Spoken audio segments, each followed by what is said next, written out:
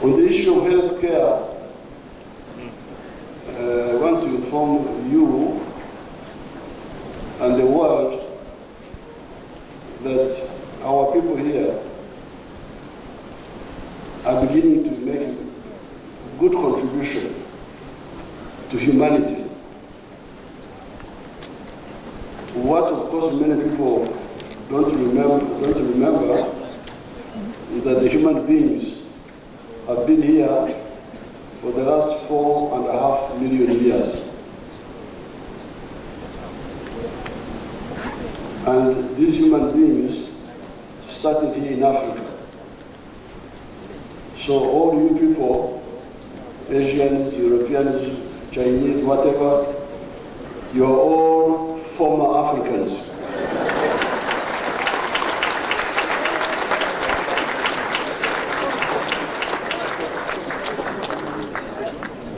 I always regard you as African diaspora. Now, what you have missed is that, so you are the diaspora, we are the stayees who stayed here. Now, we the stayees had a lot of, this place here, that you can see the climate is good for the human being, much better than many parts of the world. When I'm in Europe, really, it's very miserable there. Very cold, very hot. Whenever I go there, I want to come back quickly. But this climate has also been good for our enemies. Good for us, but also for our enemies. The mosquitoes, the tsetse flies, the bacteria. That's why originally you, the diaspora, multiplied more than we the stayees.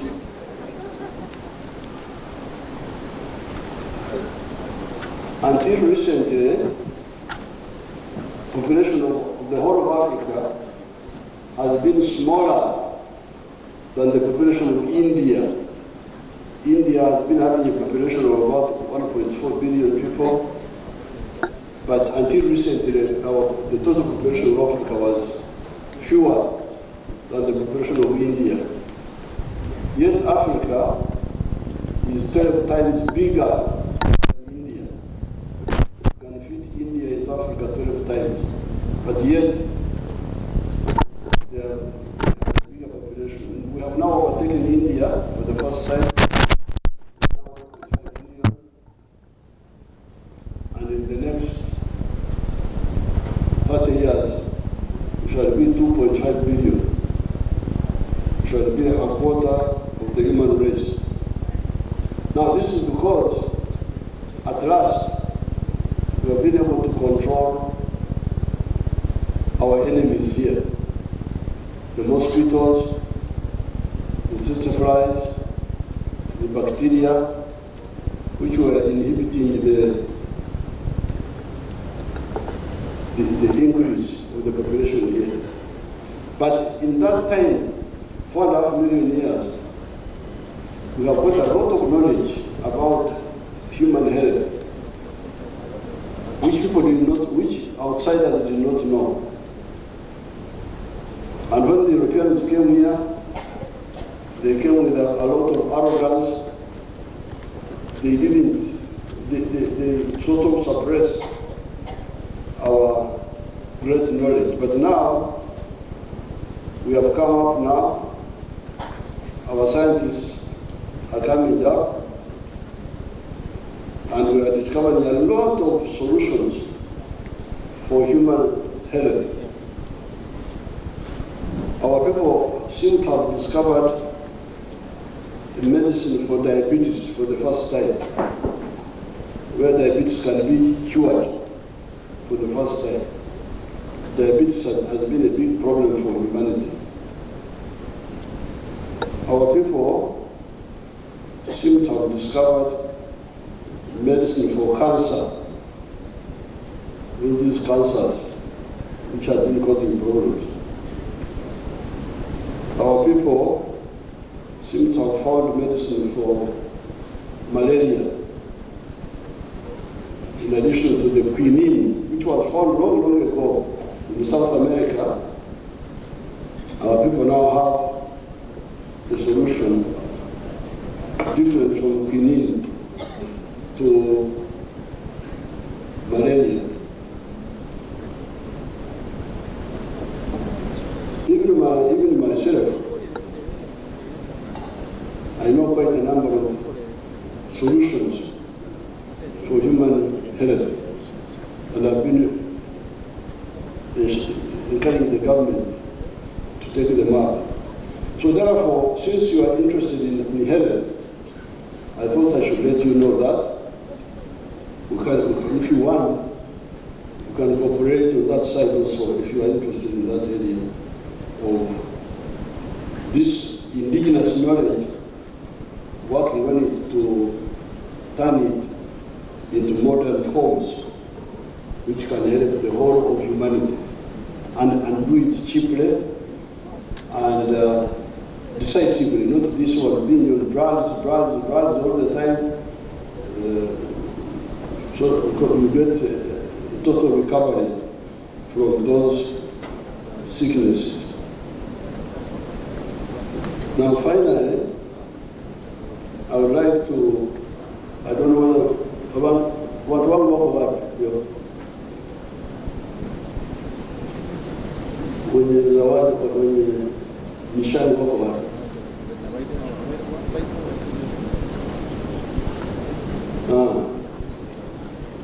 When our late brother Agakhan was here, I gave him medals.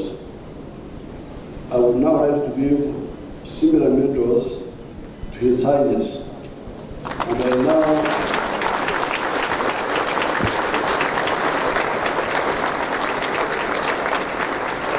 call Mwate Zaha.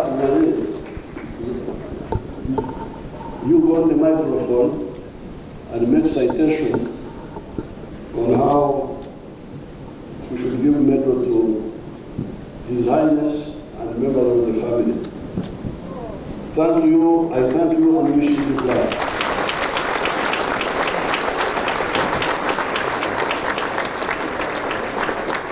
His Highness Agakhan. At that time we thought all Indians were all Ismailis. So that's when I started knowing about the Agakhan, Ismailis, and so on. And when I came in the government here, I started working closely with him. I therefore want to salute the Agakhan community for really being development-oriented.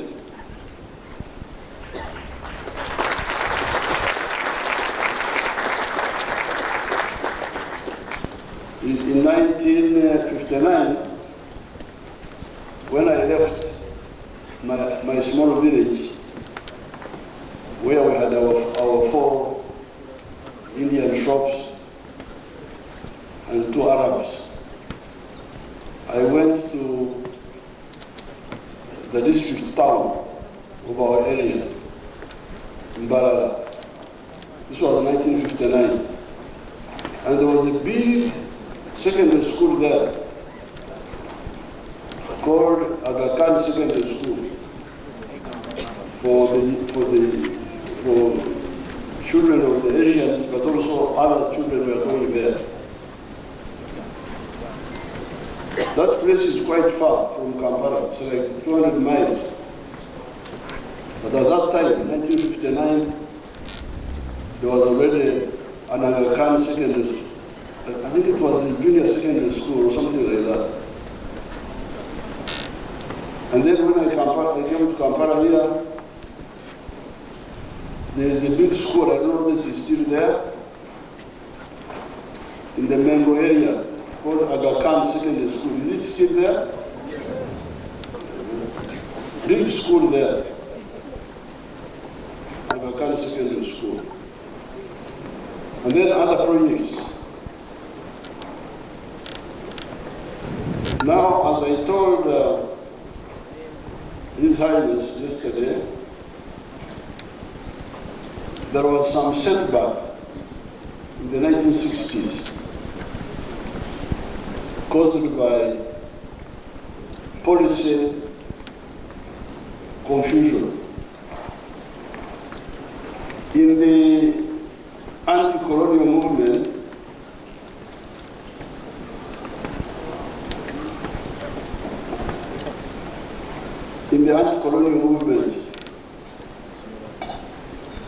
there was some confusion about the role of the private sector.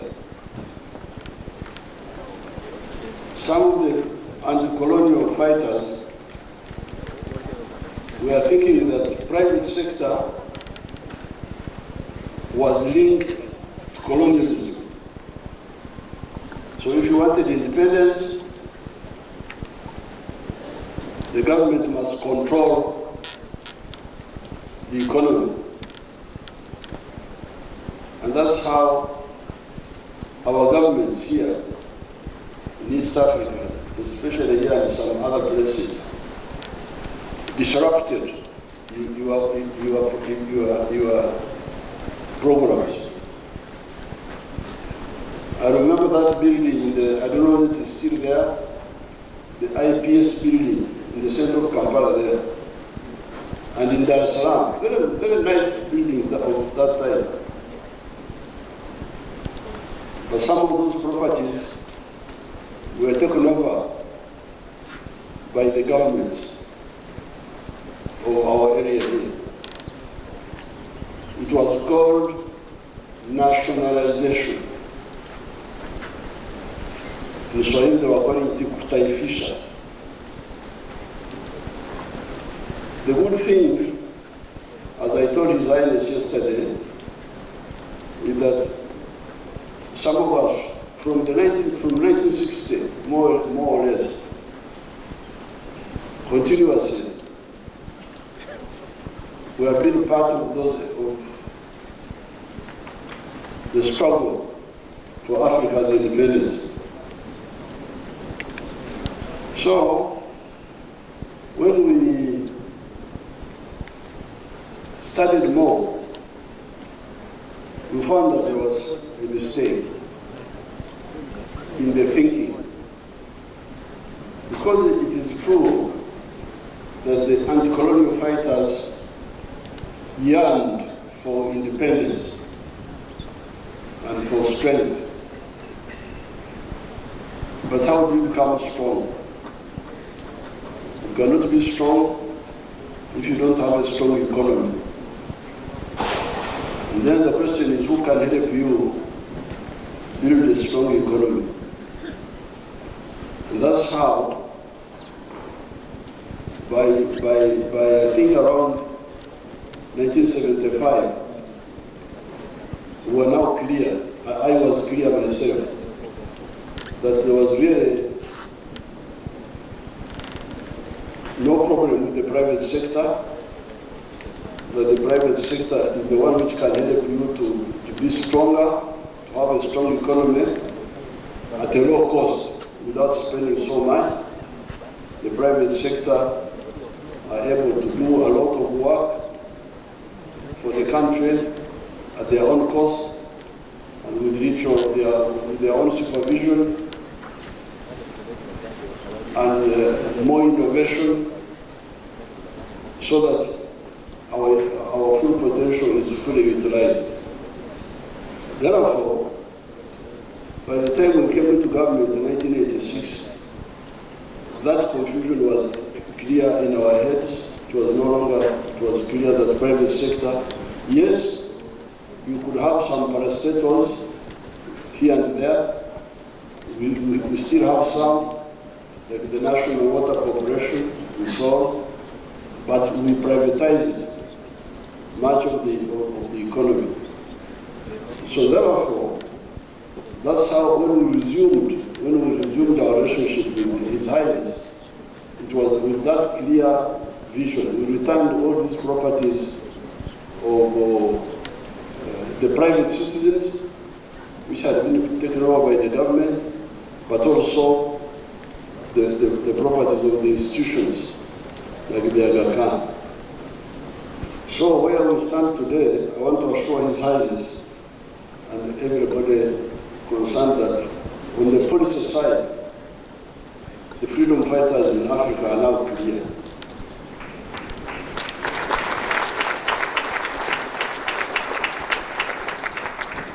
And the good thing is that some of us have good authority. Because what Africans don't like are puppets of foreign interests.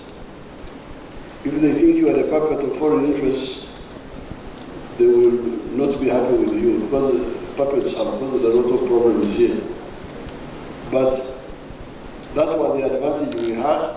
Everybody knew our history, who we are, and when I gave you the speech which I gave in Parliament here, when we were really having a strong argument about the way forward. What do we do? Is this good? Is this bad? And everybody is now clear that private sector is the correct way of building an economy. The government can come in here and there, but the main effort should be by the private sector.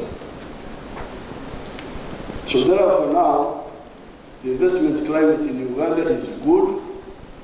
There's some corruption, be careful there. And the weakness is that the investors don't report these corrupt people. I normally find out myself later on. So the investors, please expose these corrupt people, the ones who want money from you.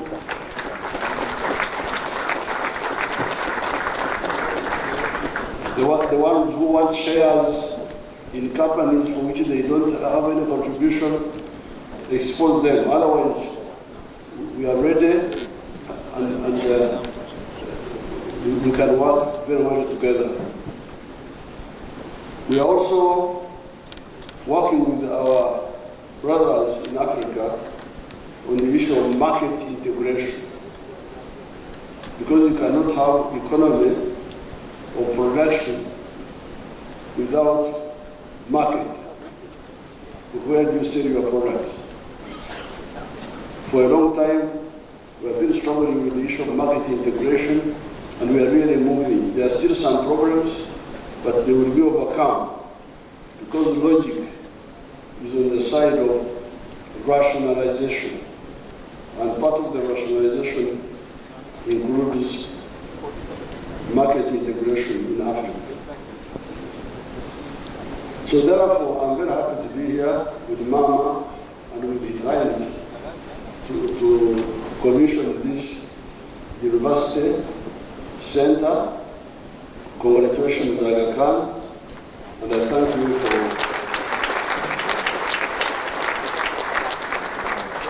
building this world-class center where the classrooms are digitally connected and they are using high tech for education, so that you don't have to do all the other manual things we used to do in the past. We are also happy about launching the hospital, which we groundbreaking, which we will start building. That will also help.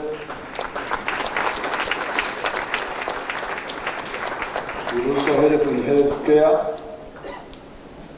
Even whenever I would be in Tanzania or Kenya, I would hear. I never went there, but I used to hear Agakhan Hospital, Agakhan Hospital, Agakhan Hospital. Even now, many Ugandans go to Nairobi in the Agakhan Hospital.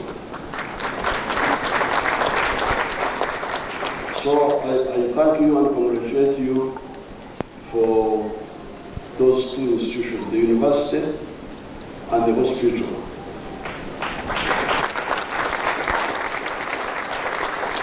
I want to thank the Germans. They didn't know the Germans were involved.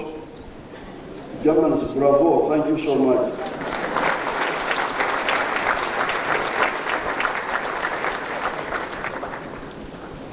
To Your Excellency, President Museveni, for providing the university with an exceptional site for its campus, and for your steadfast vision and enduring support for this project.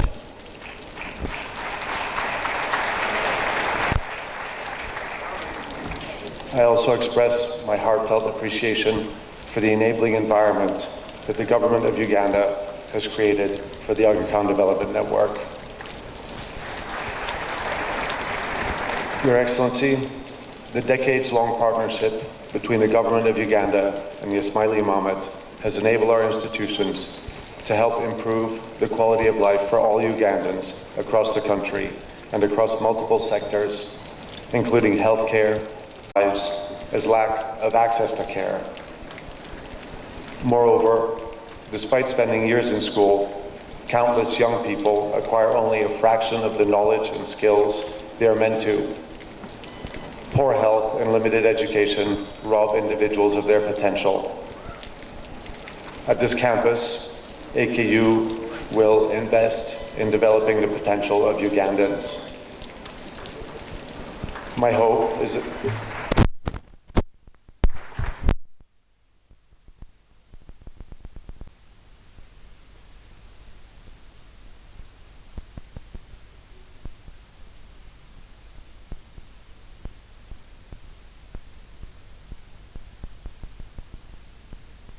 your good leadership, exemplary leadership, that can attract institutions of this nature to come and invest in a country which was once considered one you can't visit, but now everyone is running to.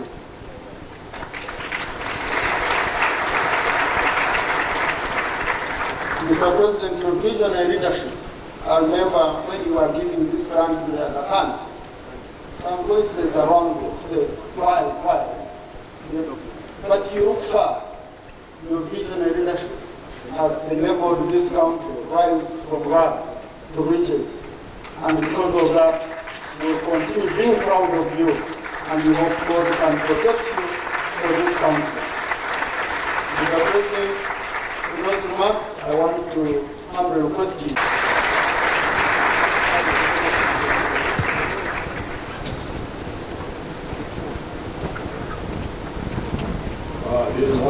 Better than one, because they have a good reward for their toil. There is also a saying that if you want to go fast, you go alone. But if you want to go far, go together. This partnership, therefore, is yet another milestone in promoting quality education in the area of health care, and I'm happy that our Minister of Health is right here with us also. While we are aware that the Agakhan University is a private facility, I believe the university will continue to uphold His Highness's spirit of community welfare and service to humanity through this venture. I look forward to our continued collaboration and partnership as we wait in anticipation for the university's scholars to deepen our understanding of the causes of health and illness, making this not only a center of excellence, but a place of intellectual discovery, research, and innovation. Your Excellency, today, as we inaugurate the University Center and student residences that we have just seen in the other building, while looking forward to the completion of the hospital, I'd like to once again express our sincere gratitude to His Highness the Agakhan, the Princess Zahara, and the entire leadership of the Agakhan Development Network, who have worked tirelessly to make this dream a reality right here in Uganda. I thank you all for being here, and yes, we must thank God for the rain also. Thank you, and God bless you. I am pleased to report that through various partnerships, a number of our public universities have benefited from new laboratories, libraries, multipurpose facilities that continue to strengthen teaching, research, and innovation in our universities. In this season, by the grace of God, we have been able to build and rebuild infrastructure in many of our educational institutions and agencies. Just recently, we commissioned the refurbishment of Mary Stuart Hall at Makerere University, which is just one of the many new constructions that God, through us, continues to build and rebuild the education sector in our homeland, like Nehemiah, a rebuilder whose hands were strengthened together with his people to rebuild the broken walls of his homeland in just 52 days. Our constant prayer is that God continues to strengthen our hands and those of our partners who choose to hold hands with us in Uganda. We are very grateful for the partnership we witnessed today between the NRM government and the Agakhan Development Network. Again, the Bible acknowledges the importance of partnership. Ecclesiastes chapter 4, verse 9 states, joining us during this event. We have others from the US, Australia, Canada, the US by itself.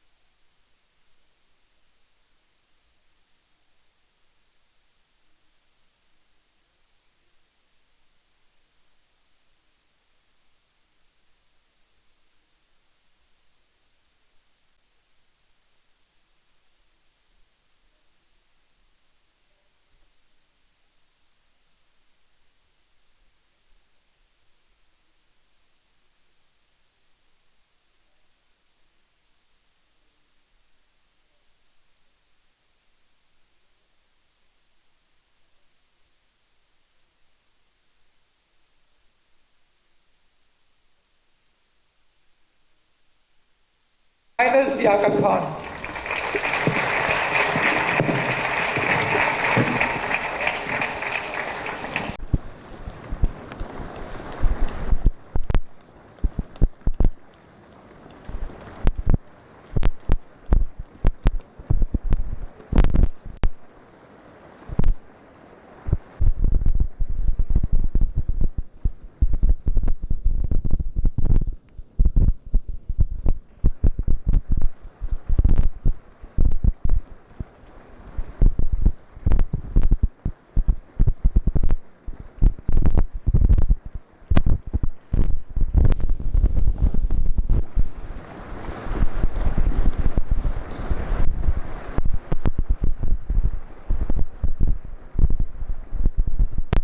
Of the Agakhan Institute for the Educational Development, which has supported the training of teachers and the development of education systems in Uganda, and the Institute of Agricultural Programs and Practices across East Africa.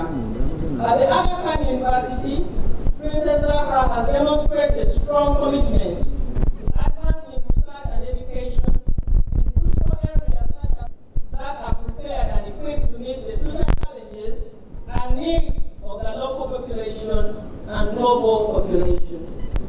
Therefore, in line with the National Honors and Awards Act of 173, the title of honor of the Excellent Order of the Pearl of Africa, the Grand Commander for her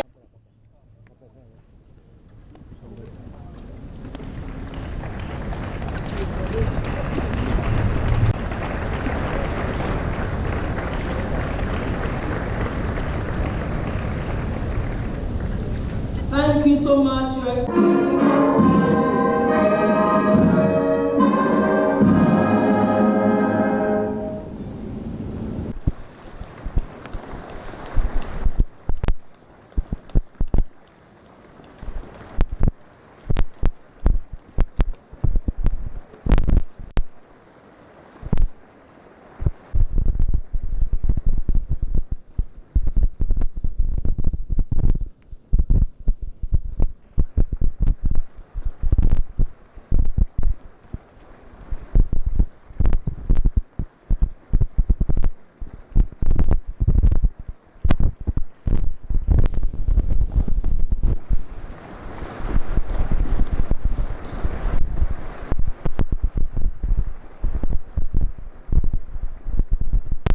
Of the Agakhan Institute for the Educational Development, which has supported the training of teachers and the development of education systems in Uganda, and the Institute of Agricultural Programs and Practices across East Africa.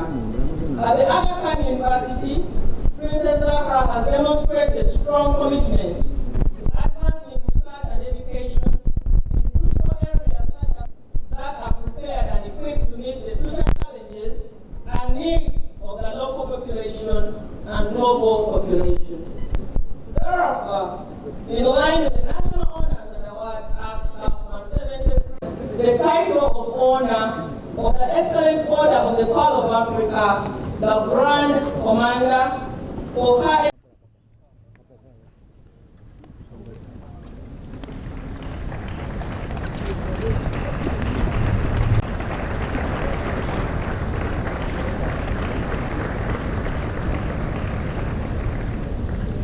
Thank you so much, Your Excellency.